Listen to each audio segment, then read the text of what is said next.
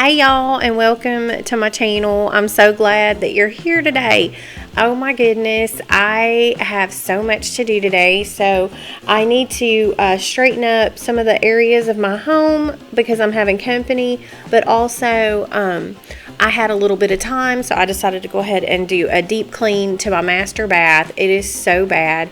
There was hairspray and dust stuck to everything, and honestly, I didn't get to give it as good of a clean as I was wanting to, but it's a huge improvement. So, all right, well, I'm going to get started, and I hope that you enjoy this video. I was going to get on here and say I'm sorry for the angle of the toilet cleaning, but we just have that little small water closet, and it's very hard to get a camera up in there to where you can see good, so I tried to make it short and sweet. Just bear with me, y'all.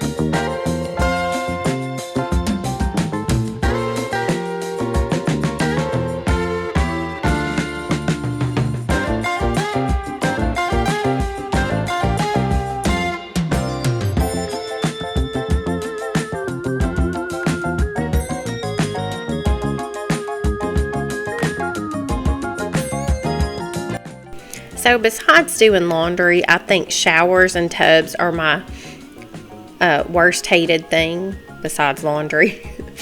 I hate to scrub a shower and a tub. I just think it is so back breaking. And I have one of those electric scrubbers, but I didn't have it charged. I forgot to put it on the charger, and it takes overnight to charge the thing. So I had to get down on my hands and knees and just use a good old scrub brush, some Calm It, and a magic eraser, and just do it the old-fashioned way. Poor me, right? But oh, I hate doing showers. Do y'all like to clean showers and bathtubs? Let me know in the comments below.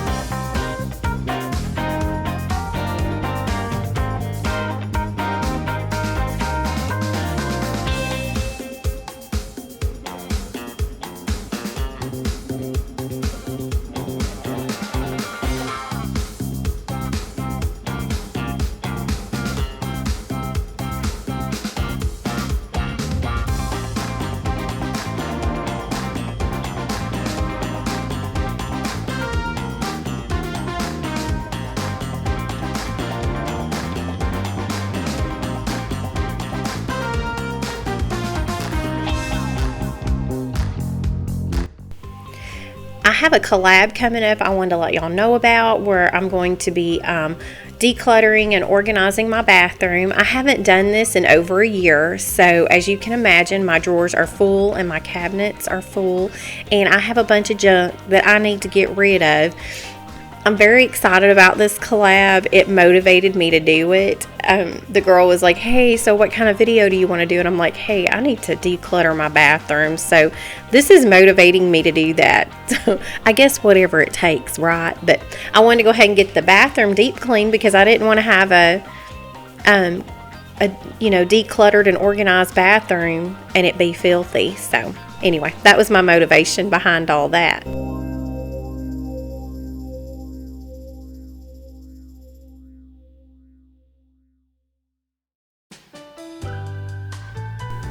Okay, y'all, we're going to go ahead and get into that quick recovery lesson.